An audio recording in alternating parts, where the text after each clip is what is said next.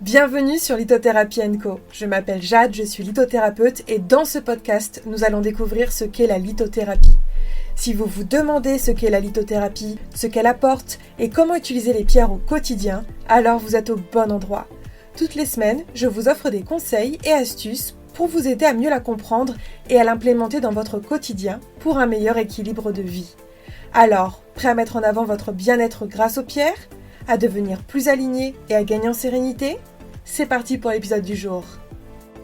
Bonjour à tous et bienvenue dans l'épisode 159 du podcast Lithothérapie & Co. J'espère que vous allez bien. Aujourd'hui, on se retrouve avec un épisode un petit peu particulier qui s'appelle « Le savais-tu ?» Et donc, je vais vous proposer 10 « Le savais-tu » 10, donc comme le chiffre, le savais-tu avec les pierres. Donc, un épisode un petit peu fun et ludique. Et d'ailleurs, si ça vous plaît, n'hésitez pas à m'envoyer un petit message sur Instagram sous le post du jour du podcast pour me dire, comme ça, je vous en referai. Ok, est-ce que vous êtes prêts ? Le premier, le savais-tu ? Est-ce que tu savais que les anciens Égyptiens utilisaient le lapis lazuli pour fabriquer des amulettes de protection et des bijoux un petit peu royaux ? Et en fait, on disait que cette pierre reflétait le ciel nocturne et donc du coup permettait de se connecter aux dieux. C'est cool, hein ? Bon, après, tu le sais, si tu écoutes mes épisodes, je te conseille de pas forcément acheter du lapis lazuli maintenant, mais tu peux prendre une lazurite qui a le parfait ciel étoilé. Donc si ça t'intéresse, go dans le lien de l'épisode du podcast et choisis lazurite. Ok, le savais-tu numéro 2 ? Est-ce que tu savais qu'au Moyen-Âge, on croyait que l'améthyste pouvait protéger des chevaliers lors des batailles ? Et d'ailleurs, cette pierre, du coup, a été associée à la sobriété. Et donc, c'est pourquoi, en fait, je sais pas si t'as déjà vu, mais t'as des calices de prêtres qui étaient souvent ornés d'améthyste. Et d'ailleurs, c'est peut-être pour ça aussi qu'on dit que l'améthyste, c'est une pierre actuellement qui permet justement de travailler sur quand on a tendance à boire de l'alcool et aider sur ça. Pas de hasard, dis donc, Lilaloum. Ok, numéro 3. Est-ce que tu savais que la pierre de lune était appelée aussi pierre des voyageurs par les anciens ?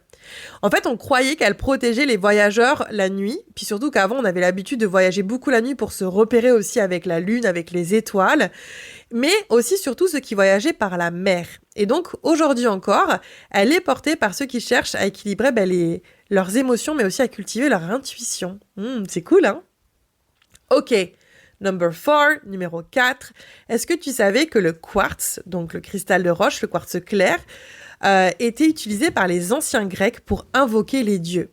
Et d'ailleurs, on pensait que ces cristaux étaient de la glace éternelle, de la glace qui fondait pas, parce que tu vois, ils avaient ce cristal-là, ils pensaient que c'était de la glace gelée, mais elle fondait pas, ils comprenaient pas. Donc pour eux, c'était vraiment une glace éternelle qui était envoyée par les cieux, raison pour laquelle ils l'utilisaient aussi beaucoup dans les rituels sacrés.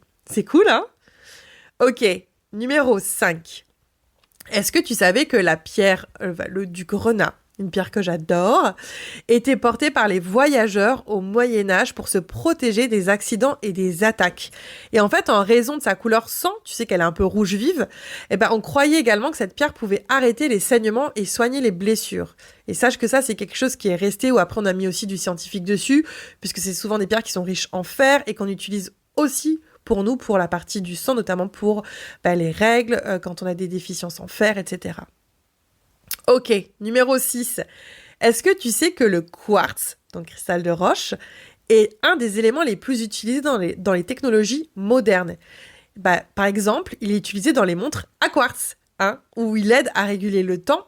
Et pourquoi ? En fait, parce qu'il a des propriétés piézoélectriques.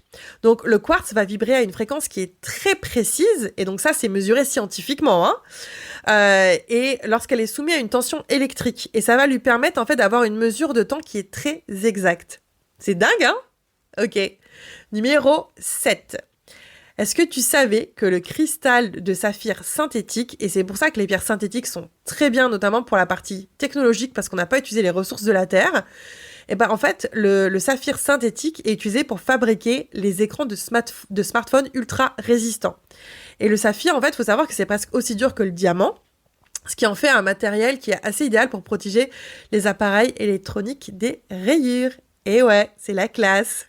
Allez, numéro 8. Est-ce que tu savais que le saphir a une particularité étonnante, le saphir naturel ici ?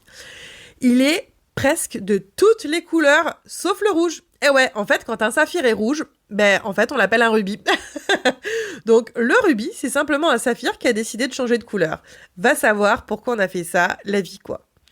Numéro 9, est-ce que tu savais que le béryl, donc le béryl, c'est, y a beaucoup de pierres qui vont dans la famille du béryl, ça peut donner naissance à de l'émeraude, de l'aigle marine par exemple, qui sont tous les deux des béryls, eh bien il peut être utilisé dans des réacteurs nucléaires. Et ouais, pourquoi ? Parce que le béryl peut modérer les réactions nucléaires.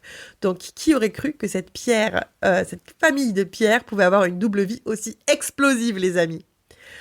Ok, le savais-tu numéro 10 ? Je vais vous en faire un bonus quand même, parce qu'il y en a un autre que j'adore. Mais est-ce que tu savais que la cornaline était utilisée dans l'Égypte antique pour protéger les âmes lors de leur passage dans l'au-delà ? Et d'ailleurs, on l'appelait même la pierre couchée de soleil, avec sa couleur qui est un peu rouge-orangée. Et du coup, elle était censée guider les défunts vers la lumière éternelle. Peut-être à tester, si jamais vous parlez avec des personnes de l'au-delà, ou que vous travaillez dans des milieux comme ça peut être intéressant de tester cette pierre dans cette utilisation-là du coup. Allez, je vous en mets un bonus que j'aime beaucoup. C'est sur la citrine. Est-ce que tu savais que la citrine était aussi surnommée la pierre des marchands ? Au Moyen-Âge, on croyait en fait que cette pierre attirait la prospérité, la réussite. Je pense que c'est des choses qui sont vraiment restées sur la citrine. Et du coup, les commerçants plaçaient carrément une citrine dans leur coffre pour garantir des affaires florissantes. Moi, je dis, mettez tous une petite citrine dans votre portefeuille. Ça peut aider, les amis. Voilà. Allez, j'espère que ça vous aura plu. Si vous voulez aller trouver votre pierre, n'hésitez pas à cliquer sur le lien de cet épisode pour aller sur Audace, choisir la petite pierre qui vous fait plaisir. Et nous, on se retrouve la semaine prochaine pour parler des pierres contre le blues de la rentrée. Des bisous, ciao ciao!